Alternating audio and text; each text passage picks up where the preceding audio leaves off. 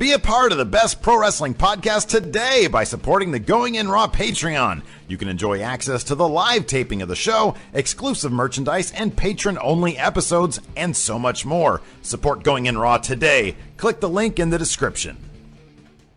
This is the glorious one, Bobby Roode, and you're watching Going In Raw. Hey, friendo, Steve here. And Larson. And welcome to Going In Raw, the only pro wrestling podcast you need to be listening to right here at youtube.com/Stephen Larson. Available wherever fine podcasts are, including the iOS podcast app. If you want to support the show, what are you doing? I was trying to using force power to help you with that. You're really excited about Star Wars. I am really excited about Star Wars. I'm really disappointed you're not going to go see it this weekend, so we can't talk about it until like the 2 months afterwards when you see it. What's wrong with this? Because I need to put a stroke on the little Twitter things. If you really want to support the show in a non-financial way, leave us a rating or a review on the podcast app on the little iOS devices right here. We're also available on the Twitter at the Patreon, if you want. On the Patreon. All right, they know our Twitter Patreon.com/Stephen Larson. This is the last podcast we have to do for the week. You might be a little goofy. And it's also NXT 205 Live, so who cares? We have 40 friendos watching right now. 205 Live a lot. No, it's our favorite thing, but nobody who cares about It's this? the least watch of our recaps. What is that? Looks like cum on my shoulder right here, pal. Please, demonetized. There you go, the devil.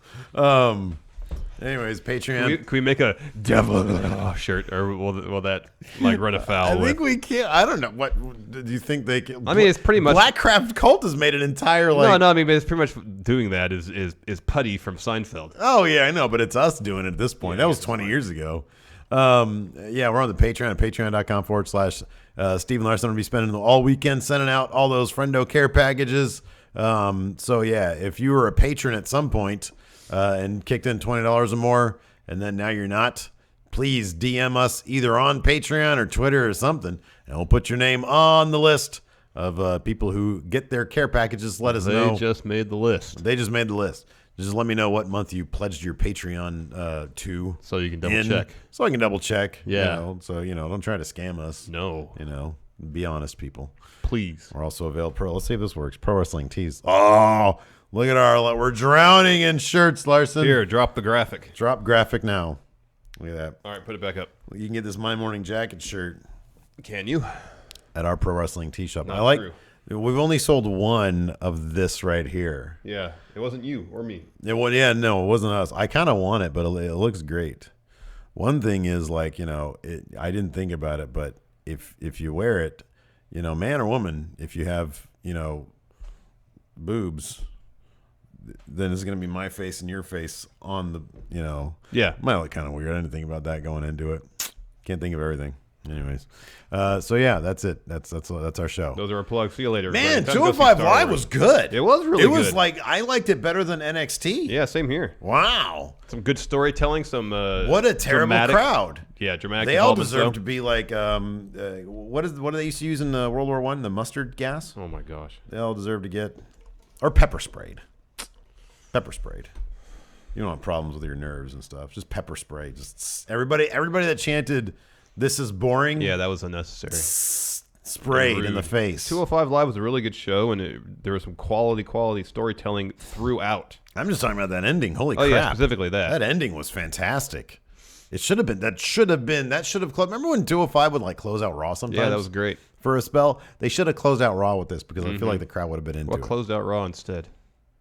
I don't know. Oh, Braun and Kane. The double count out finish. Yeah, double count out closed out Raw. Yeah, they could have done 205 Live. No kidding. Anyways, let me bring up. No, I don't even know where my notes are. What happened first on 205 Live? First, we had Arya Daivari versus Cedric Alexander. Drew Gulak accompanied Arya Daivari to the ring. Yeah. Dropped a promo. Really good match. They are really booking Cedric strong. So even if he doesn't win on Raw this next week, it's a matter of time. That lumbar check. Oh my gosh! I said for the longest time that Noam Dar sells a lumbar check better than anybody.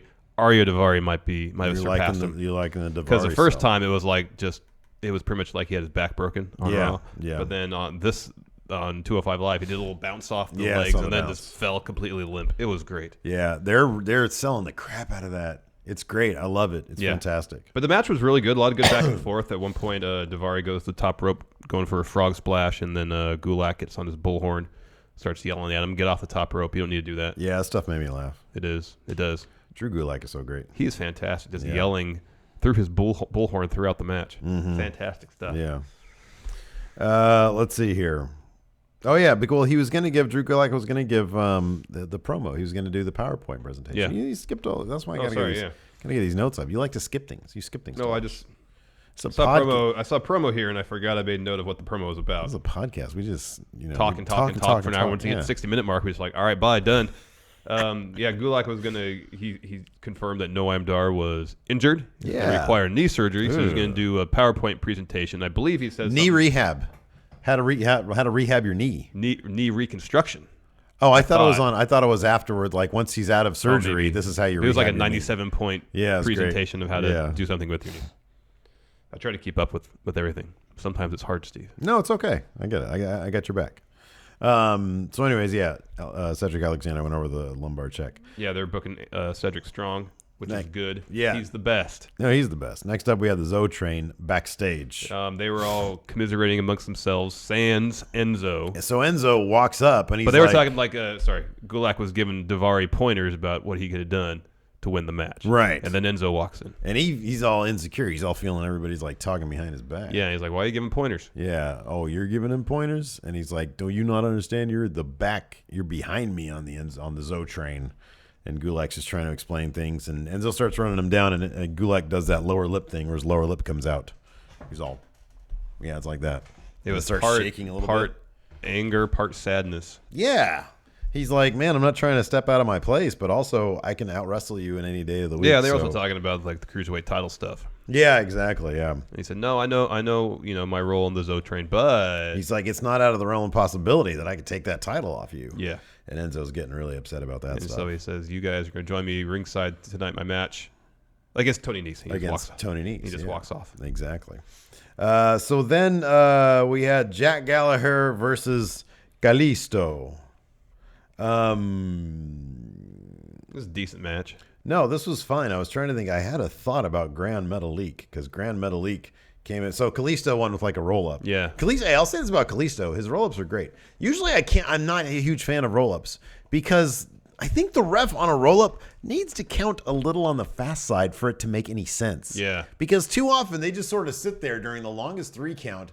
And then when they're done with 3, then they kind of try to kick out of it. And they're like, oh, and I'm like, I feel like you could have kicked out of that the entire time. Pretty much. But like if the ref goes a little faster with Kalisto, the roll up kind of came out of nowhere a little bit, and the ref was a bit fast on it, so it kind of made sense. When Orton rolled up Zayn a couple weeks ago on SmackDown, I like that because Orton just had his weight like literally all on top of Sami Zayn. That it works then too. Yeah, but a lot of times you see roll-ups where when you're like on him. Yeah, if your weight's too far back towards the person's tailbone, right, it seems like it should be super easy to kick out. Oh, but I if know. It's closer to like the back of the knees, that legitimately seems like it'd be hard to kick out. When you're like folding the guy in half, then it makes sense. But like you said, when it's just really half-hearted, they're just sitting there looking like an idiot, like they're trying to do a turtle impression. It's much. It's really dumb. This is Gallagher did a lot of joint manipulation, some scientific stuff. Really working over Kalisto's ankle. Oh, that's what I was going to say. When Grand Metalik made the save, which I thought was great, because Grand Metalik is fantastic. Yeah, he is. I would not mind. So remember how, what's the face, Kalisto and Sin Cara were the Lucha Dragons? Mm-hmm.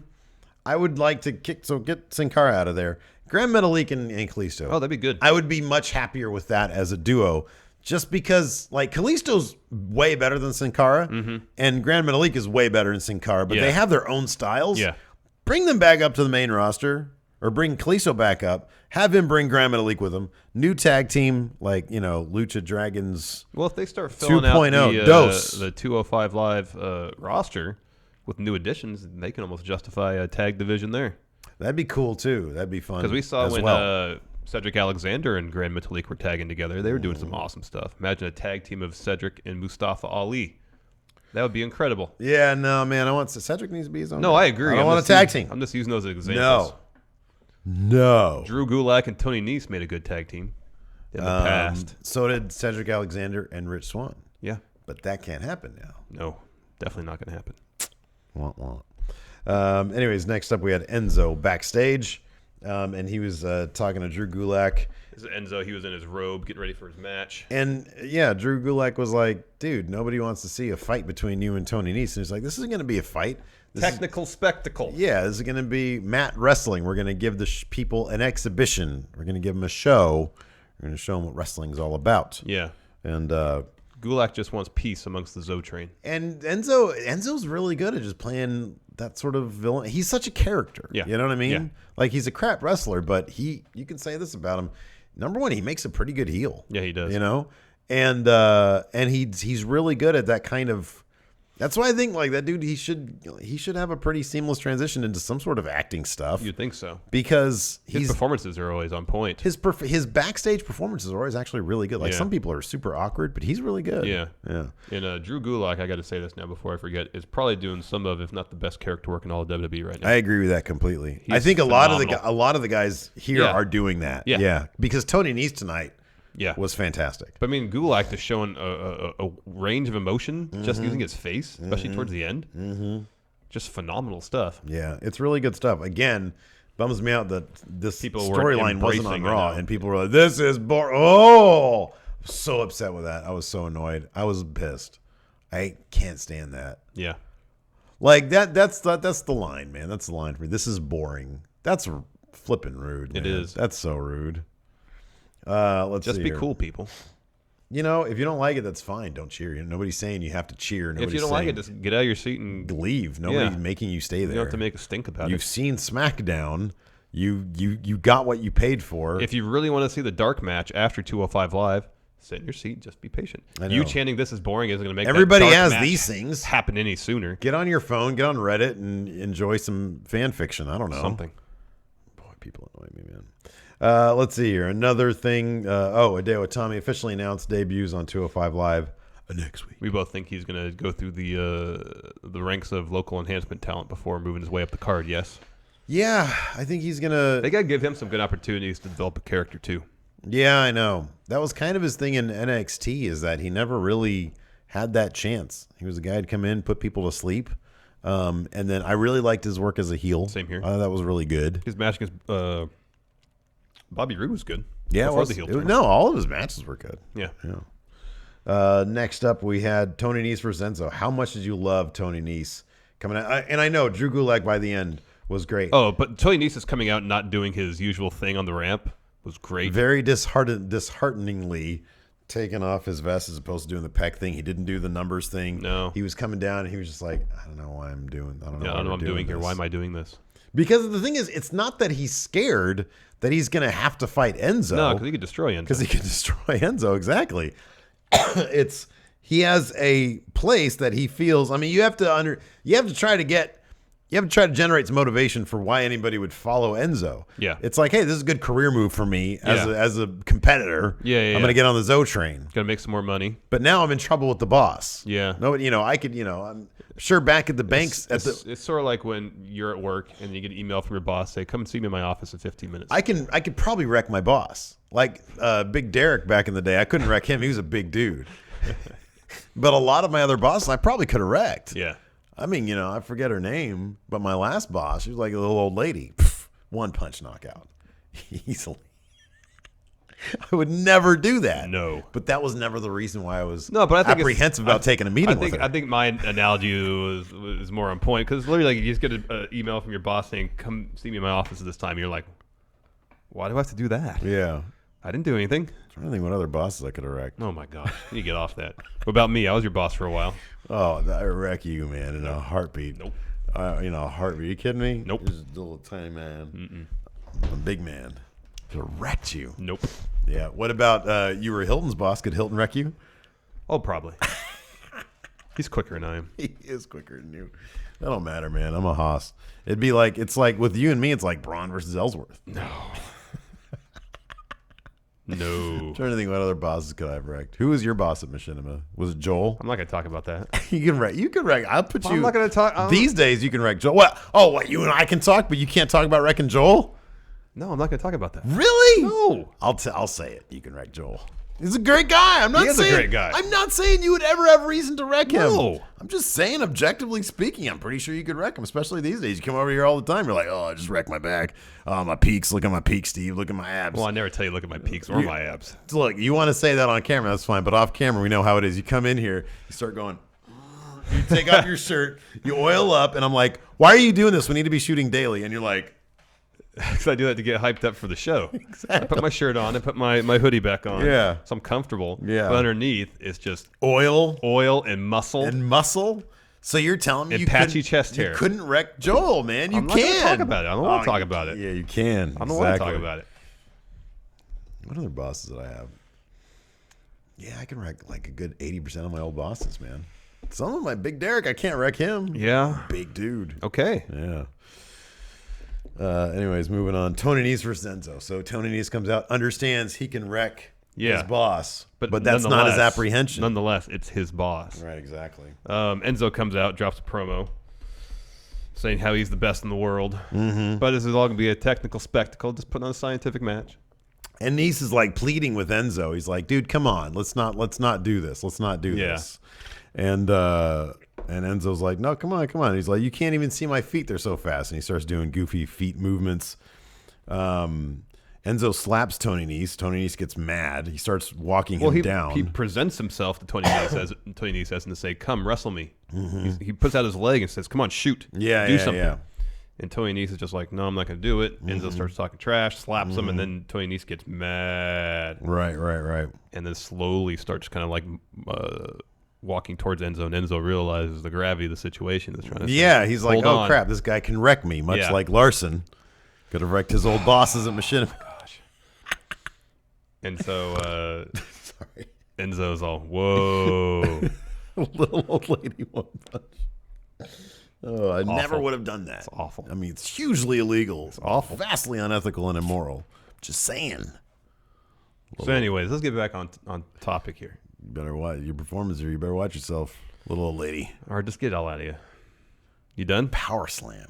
Get it all out. All right, it's done. It's done. All right. So as Nese is walking towards Enzo, just wanting to absolutely destroy him. Yeah. Wreck him, man. Daivari attacks Nese from behind. So Gulak just stands out there on the ringside area just in shock. Mm-hmm. Asking, why are you doing this? What's going on? Yeah, come on, man. It's a very uncomfortable situation. Yeah, Enzo demands that Gulak gets in the ring. Gulak does. It's like when Kreese would have been wrecking Johnny. You know, remember Kreese? Yeah. He's terrifying. Yeah. And then he was probably, didn't he wreck Johnny after the tournament? Like, you remember Karate Kid 3 took place right after Karate Kid 1? Didn't Karate Kid 2 take place right after Karate Kid 1 too? And the parking lot. But then Karate Kid 3, you saw Kreese after the tournament. I never saw Karate Kid 3. Really? No. You saw Kreese. I love that his name was Kreese. And he wrecked Johnny for not wrecking, what's his face? Daniel. Yeah. Daniel-san. Yeah. Absolutely, man. So there's a similar situation here.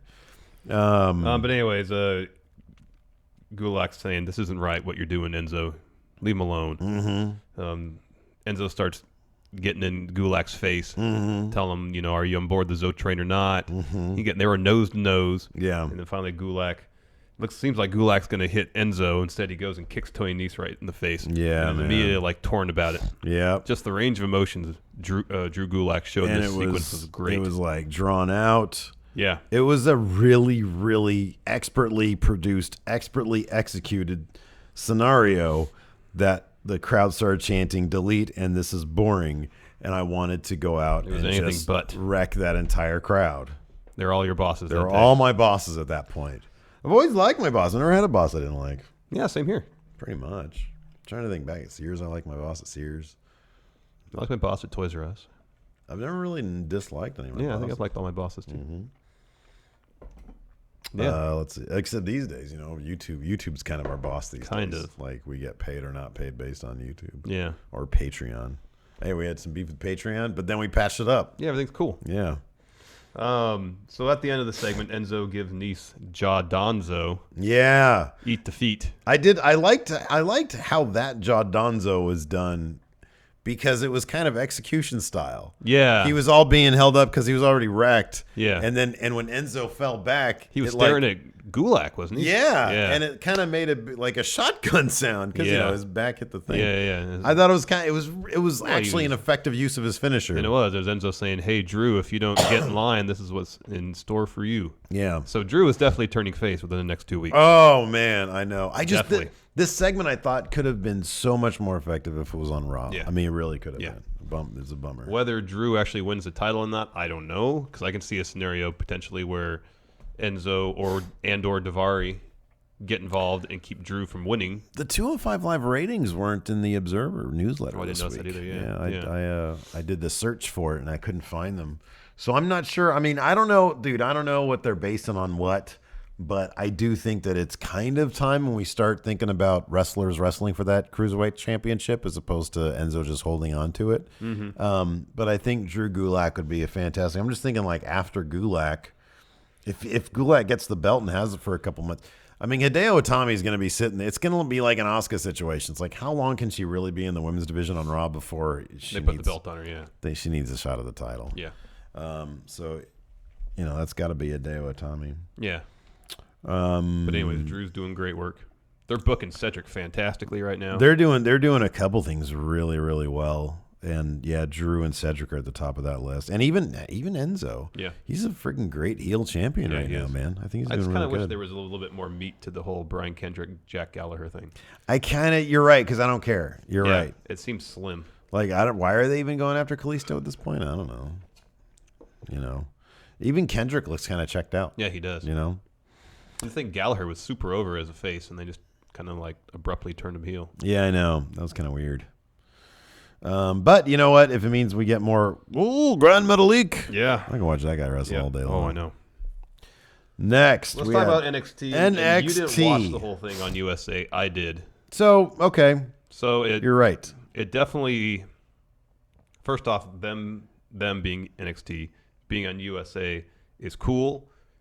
Good to see a show that I enjoy get a bit more exposure. And hopefully it does well in the ratings. Yeah, sure. El Idolo! That being said, to make room in the show for the broadcast, for the commercials, they had to cut a lot of the little things that I feel like make NXT enjoyable. Little backstage segments, the fake press conferences. A lot of the matches felt like they were shortened to fit into TV. Mm-hmm. I think it took away from the overall NXT experience. There's a couple of video packages that I get while I was in there to serve as introductions to characters. For example, the Ember Moon video package. Yeah. Which is well done and all. Mm-hmm. But I don't know. I'm so used to the NXT experience on the network. That's what I'm used to. Yep. That's what I like. Yep. I like all the little quirky backstage things, all the fake press conferences, all the segments in Regal's office. I like all that. It adds character to the show. This didn't have pretty much any of that. Had a really good main event. Mm-hmm. But beyond that, I don't know. I feel like if they're going to try to put NXT out there for a larger audience, give them the full NXT experience, make it like an hour and a half so they can fit the commercials in there, but still give it the full NXT flavor. Yeah. I agree with everything you said and more. I watched the first 20 minutes, I think, of the show on USA. I know a lot of people were saying, and you even echoed this, but some people were saying that the presentation looked... Oh, it did look different. Different? Yeah, it looked different on broadcast, yeah. Okay. Like the frame rate seemed a little different. Did it? Okay. I just chalked it up to streaming it versus watching it on cable. That could be. I didn't... Like even the picture quality, it seemed a bit less contrasty. Yeah. The motion... But here's the thing I found, because like watching it, I know the NXT arena is not a large venue, but that never really came across when you stream it, just based on the visual quality of it. But watching it on, maybe it's just the perception of watching NXT, which I know is in a small arena, on cable, it just made the venue seem smaller. That's interesting. I didn't. I'll be completely honest. So I was a little bit out of my usual routine. Usually I watch it late night Wednesday, and this time I watched it early morning this morning, and I didn't pick up on any of that stuff. I watched it through the Sony PlayStation View. Maybe there's a difference between actual cable coming in and because the PlayStation View is a streaming service. Yeah, there's compression involved with any sort of streaming thing. So maybe there's a difference there. I don't know. The experience to me on USA, I echo your sentiment exactly. Exposure is great. It's fantastic. I will whatever's best for business for WWE, I'm into because it does help our business. I just don't. I like the experience on the network so much more. Everything you said, for me, it's on steroids. I think that makes the experience for me. The Regal bits, the press conferences, when Lars Sullivan walks away and he's got his chones on. Yeah. All that stuff makes NXT for me, along with the characters. I love all the characters and all that kind of stuff. But you see how tickled I get every week and how detail oriented I am with my rundown of NXT. And I don't even need notes. Yeah. I remember all the little intricacies and the quirks.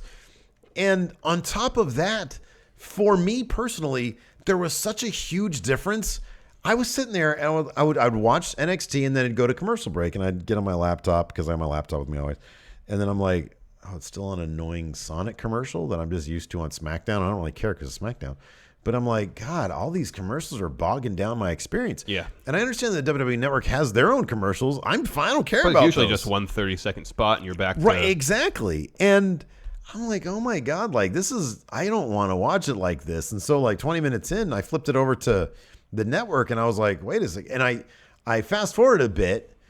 And then there was an Ember Moon match. And I was like, well, I didn't fast forward it to the same amount that I was into the broadcast. Why is there a match right now that I didn't see on the USA? Because they cut it out of the network version. Was her match right after Almas? No, it was after Authors of Pain. Oh, okay. It was after, I think it was the Authors of Pain and Danny Burch and Oni Lorcan. Yeah. But anyways, we'll just, they cut that. Usually, I'll just say this. Usually for NXT, I'll have about a page worth of notes and this is maybe half. Yeah. Just because there wasn't as much going on. Even the matches, save for the main event, were really short. Yeah, I know. Even on the network, I was just really disappointed. The Ember Moon Peyton Royce match. It was 5 minutes, maybe. I mean, dude, give them 15 minutes. I get the idea of booking Ember Moon strong. I'm all for that. Put somebody else out there. Grab, put Dakota Kai out there. Somebody from Mae Young Classic or something. I don't know.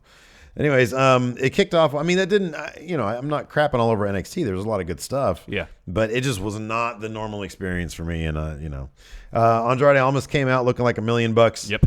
With that title. El Idolo. Yeah. Hold on, Steve. Tranquilo. Don't tell me to Tranquilo. He had a title defense. Well, I guess it wasn't a title defense. He had a match against Fabian Eichner. Oh, Fabian, he's been around a lot lately. That spot, man. That spot where he did the springboard. Plancha onto almost on the outside. Yeah. That was insane. Yeah, I know. That was good stuff. And actually, Eichner had the upper hand for the majority of this match. I feel like I've seen that before. He fought Gargano? Didn't he win? He beat Gargano, didn't he? Yeah.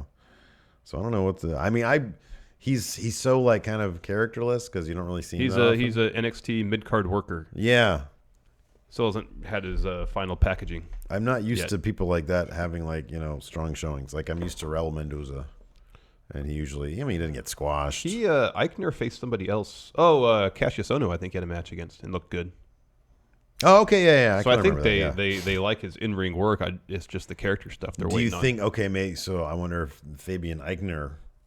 I'll almost guarantee that is not going to be his final name. He'll get a new name, new gimmick. Yeah. I'm still waiting for Dan Matha, though. I kind of wish that this was a Dan Matha situation. I still love the Dan Matha. It was the best, wasn't it? So good. That was the best. Oh. Build him up over multiple weeks during video vignettes. And then have Samoa Joe just destroy him. It was so great. Oh, it was so good. What a ballsy move. I know. And then as a result, he's off TV for a year. He's doing the house show stuff, so then they can reintroduce him. I know. Completely different name. Oh, that's great. It's so good. It's fantastic. Anyways, El Idolo won with the Hammerlock DDT. Yep. Does it have a name? They just call it Hammerlock DDT. Nice. And that's what it is. Next up, on USA, they got an Ember Moon video package. Was that on the network? I don't think so. So they probably, because this is maybe a minute long, they probably chopped this out of the network broadcast and inserted the match instead. Yeah. Just kind of a brief rundown of her career with some little interview bits with her and Corey Graves and a couple others. Yeah. It was, man, I swear, like, the entrances were as long as the actual match. Ember Moon went over with a Eclipse on Peyton Royce. Wasn't really, it was just a by the numbers match, nothing big. Next. Oni Lorcan and Danny Burch versus the Authors of Pain. I think another thing is the Authors of Pain really just, they're totally in lame duck. Oh, they're spinning their wheels, man. They're spinning their wheels. There's really no reason for them to be there right now. Wait to get called up. And so Oni Lorcan and Danny Burch, they did the job for the Authors of Pain. They had a good showing, though. It was a great showing. It was a hard-hitting match. They did that thing where they were like, they'd kind of mosh each other. They'd mosh pit in the middle. Like they had Occam and Razier in the corners, and then Lorcan and Burch would meet in the middle. And then bounce off each other. And Lorcan had a spot where he just slapped everybody. Oh, I can never get enough of those slaps. I know. Oh my God, they look like they're horrifying. They're fantastic though. But in the end, it was Super Collider, last chapter. Yeah. Authors of Pain go over. Yeah. Sorry. Again, just biding their time till they get called up. I know, but man, can we expect some good things out of Lorcan and Burch? Because I love them to death, and I want big things for them. I know. Maybe they have to bide their time too till Authors of Pain get called up. They couldn't have had somebody else like eat pins to the Authors of Pain. My hope is part of a story where they're learning to be a team. Yes. Yeah, I hope so. Although we didn't really get that. No, they seem a bit too cohesive to be learning how to tag together. Right, no, exactly. They didn't show any of that story in the ring. And usually NXT is really good about showing stuff. I don't feel like their last match, which they lost to Lorcan and Burch, they really touched upon. And wasn't that one against Sabatelli and Riddick Moss? I think so, yeah. They lost that, yeah. How'd that song go? Money. You love it. You should tell me. How does Bludgeon Brothers song go? Well, you know what song I was... Something like that. That's Bludgeon Brothers. Yeah, I was doing it when I was trying to go to bed the other night.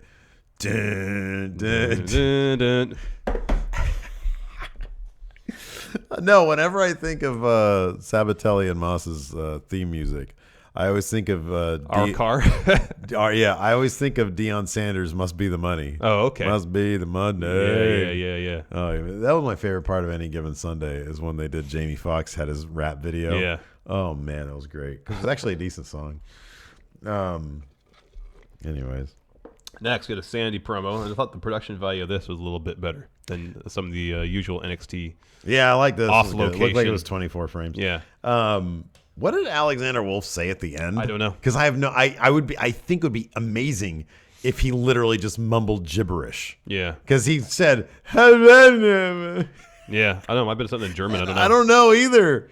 Because I love Nikki. God, I love Nikki. Oh yeah, that's right. Nikki Cross came out at the end of the Ember Moon match. Oh, okay. And wrecked everybody. Okay. And the crowd started chanting, "Thank you, Nikki." Yeah, it was great. Oh, I love her so much. Yeah, she's good. She's so good.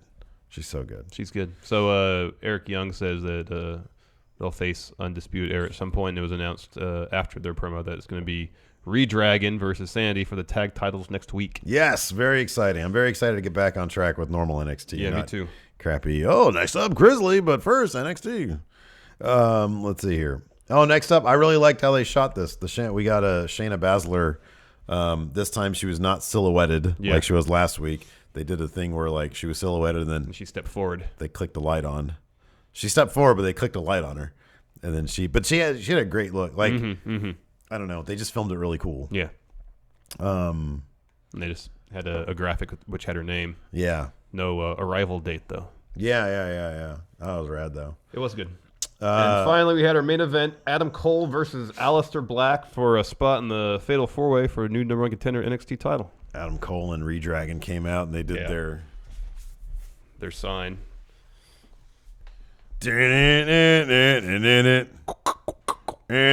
Shock the system. But then Adam Cole's like, "Hey guys, I got this. I got this." So it was full arrogant Adam Cole. He did a lot of Adam Cole bebes during the match. So many bebes. Which was great, because we hadn't seen that since he'd been in NXT. I have a theory, Steve. Oh, go ahead. Yeah, you mentioned that you had a theory. What's your theory? And this is really just pulling things out of my rear end, but I'm going to say it anyways, because we have time to fill. So last night against Aleister Black, we saw like hyper arrogant Adam Cole. Yeah. arrogance with a little bit of a self-entitlement. Yeah. Like he feels like that belt, the NXT title, should already belong to him. Yeah. So I kind of wonder if they're going to approach similar to what they did with Almas. Although Almas, the character he had in his early heel days at NXT, I don't think was exactly what he was doing in CMLL or anything. Right. But they deconstructed that character and built him back up. And I kind of wonder if they're going to take what Adam Cole did in Ring of Honor, use that. He thinks he can come into NXT as this same guy and just dominate like he did in Ring of Honor, and finds that he can't. And so he has to deconstruct his character and build it back up. Very cool. To something that's more NXT specific. Yeah.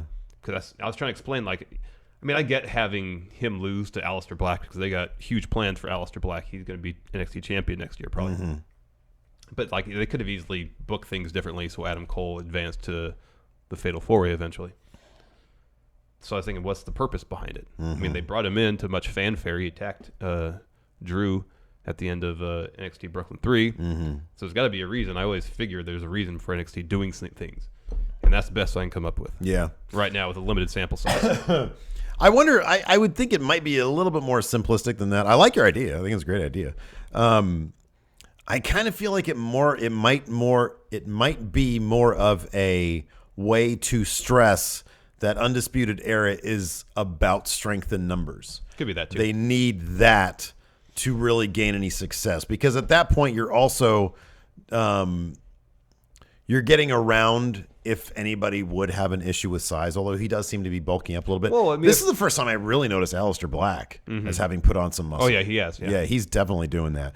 But, you know, they've been banned from ringside. He comes in and he loses. So now he needs to be like, okay, well, I need to make sure that I have the backup that I need to make sure we all go forward. I just kind of feel like that's booking Adam Cole a little weak.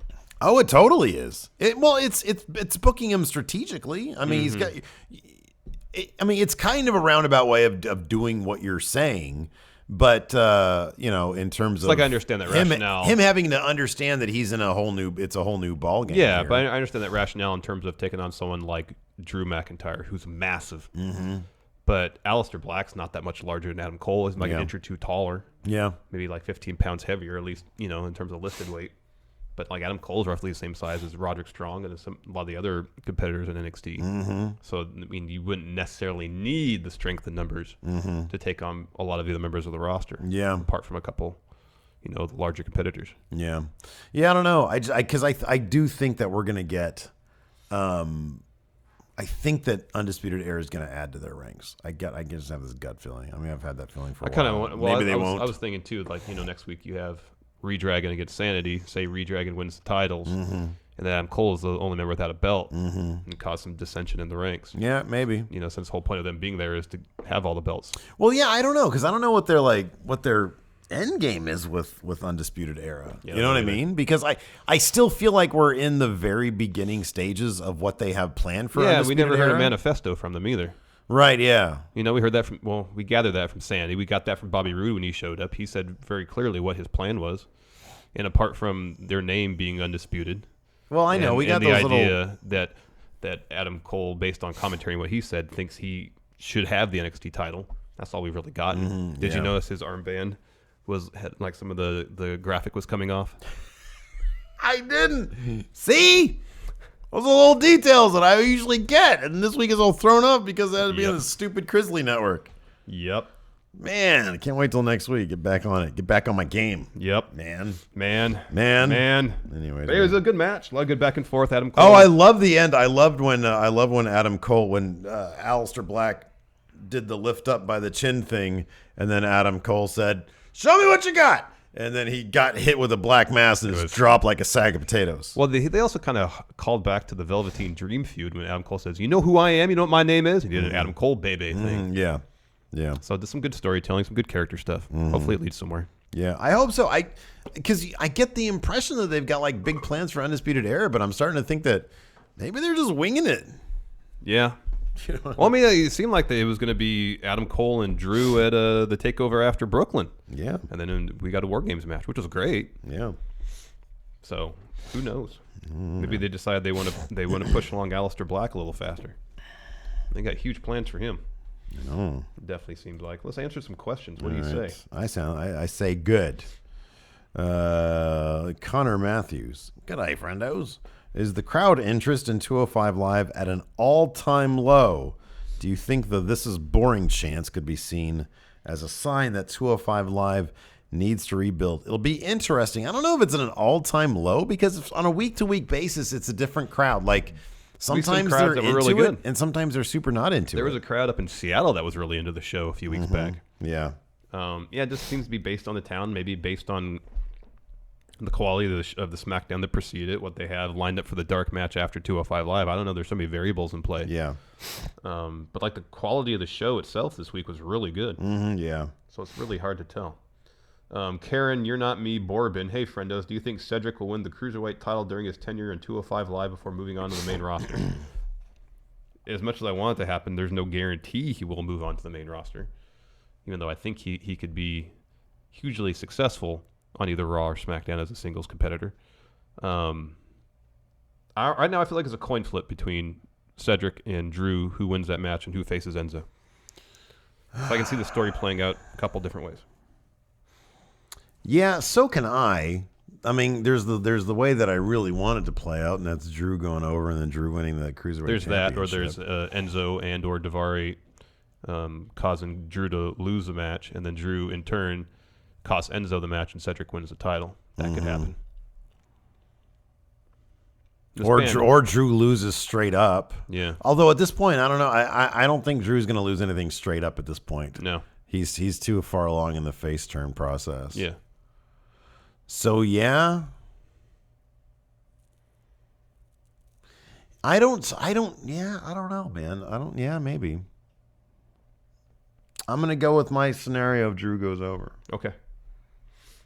Let's see here. Broken Steve. Hey, friendos. What is a better chance of happening? Cedric Alexander winning the Cruiserweight Championship or Aleister Black winning the NXT title? A better chance of happening? I would say they're kind of 50-50, to be honest with you. But I guess the question would be, what will happen sooner? I would say Cedric winning the Cruiserweight Championship. Yeah. Because I think there's like a line of succession already kind of for the NXT Championship. Yeah. And they're getting Aleister Black there a little slower. Yeah. Then, although I don't know. If Aleister's not champ by the end of NXT Brooklyn 4, I'd be very surprised. Oh, by Mania? No, by August, SummerSlam. Oh, yeah, no. It probably should be Mania, but. Yeah.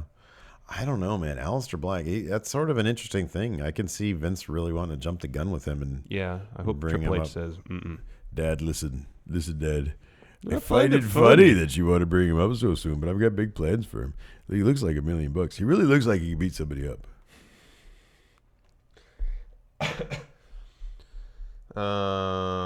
North Texas Hoss Patrick Beals.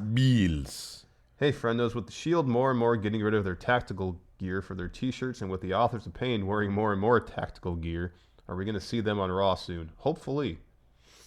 But I don't think the Shield hawking their merch should be any indication of where the Authors of Pain are going. Yeah. They're just trying to sell some merch. Okay, the top-notch Super Beast Slow Wolf. So if this showing of NXT on USA was successful enough to land a TV deal, or, help negotiations with USA, would it become a true third brand, or would it stay a developmental brand?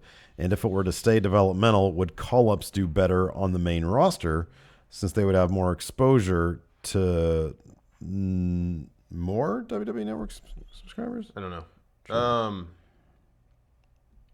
Well, I don't think NXT is necessarily truly a developmental brand either. There's that aspect of it where you see some homegrown talent and some indie wrestlers who may not have had, the brands of someone like Adam Cole come through and maybe get repackaged. I see what you're saying. Okay. Would call-ups do better on the main roster since they would have more exposure? So I think the NXT kind of has a two-pronged approach. There's one that's purely developmental, and there's another one that's just kind of more WWE's version of Ring of Honor, essentially. It's a slightly different version of WWE's main roster product.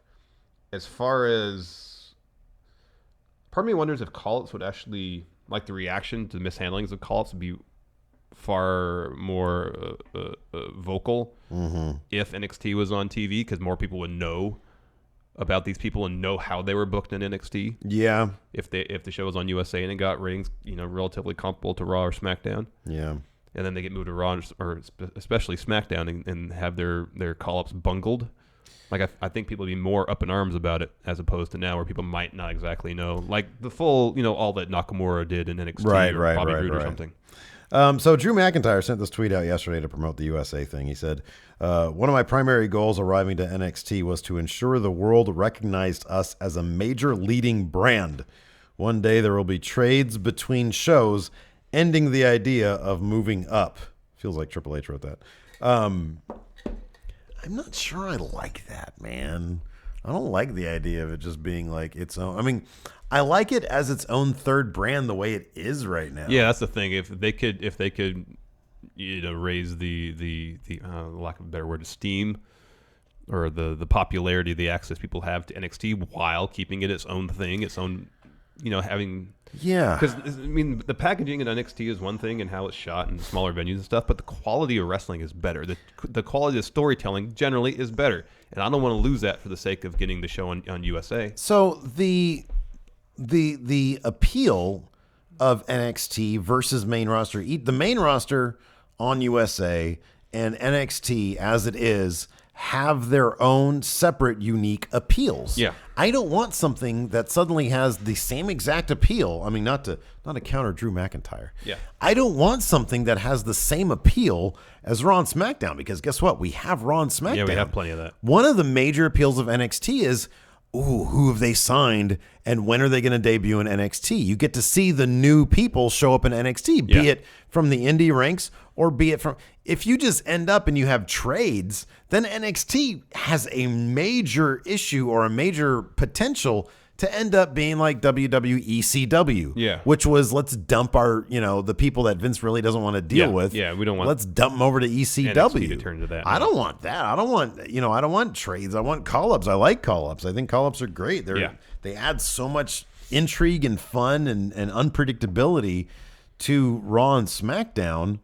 I don't know. I like things kind of the way they are. I think you can have a very successful third brand in the ilk of NXT the way it is, without necessarily making it another homogenized WWE product. I don't want that. I don't want it to be. No, I agree with that.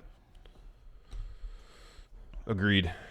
It's got to keep its flavor, and if they can keep what makes NXT unique and then bring it to USA, then maybe. Yeah, here's a good question from the Madcap Mr. Lipkin. If you were a WWE wrestler, would you rather have your theme song be made by Jim Johnston or the CFOs? Oh, give me Jim Johnston. I'd say the CFOs, man. That's fine. Look at I feel like they collaborate more with like cool acts. That's fine. I'm all for legacy. Yeah, give me Aleister Black's theme song. Nothing wrong with that. Unless they gave me Undisputed Era's theme that's song. what you'd get. That's a problem. You're saying that's what they would give me? Oh man, why would you do that? You get the temp song that's kind of held over for 3 years. Karen, do you think Tony refusing to fight back against Gulak's attack on 205 Live is a feint for something greater, like a face turn for both Tony and Drew? Or are they hinting at a greater agenda by Tony allowing his partner in crime to look like the bad guy for the sake of appeasing Enzo? I don't know if Tony was in a position to necessarily willfully refuse anything. Yeah. It'll be interesting to see what their dynamics like going forward. Could definitely seem like Gulak was in no way enjoying what he was doing to Tony Nese. He felt like it was something he had to do to appease the boss, essentially. I'm gonna take a stab at saying this. I think that sadly, I don't think this is a face turn for Tony Nese, and quite the opposite. I think that Gulak is going to have the face turn, and instead of bringing Tony along with him, Tony's going to fall back in line with Enzo because he has been taught his lesson. Yeah, I thought the same. But I think what we saw this week was evidence that Tony Nese is capable of a lot more than we've already seen, which has already been great. Yeah. The Nightcrawler, out of all the wrestling all over the world, power rank who you guys think have the biggest aura around them or the most gravitas. He says, I don't know where he ranks for you guys, but Okada is number one. Aura. Who has? We said it before that like Okada looks like his presentation, his packaging. He looks like a champ. Yeah, he looks like a championship belt. But then when he takes it all off and he's just in the ring, I don't know. He's got kind of like an understated. Yeah, he aura does. about him. Yeah, he does. He does. There's nothing really about him, just in how he carries himself, that screams, "I'm the best wrestler in the world." And I think that works to his advantage. No, 'cause for me, Naito kind of has that. He's got like that sort of weird, intangible, cool quality to him that you can't put your finger on. It's like, why is this guy? Why does he make me feel the way I do? I know. And I should dislike him. He spits on everybody. Oh, I know, right? I know. He's throwing the title belt around. Yeah. But there's something about him that's so like distant and detached. It's just that cool. I mean, I'd say Aleister Black has that as well. I think out of everybody in NXT, it's Aleister Black. Yeah. For sure.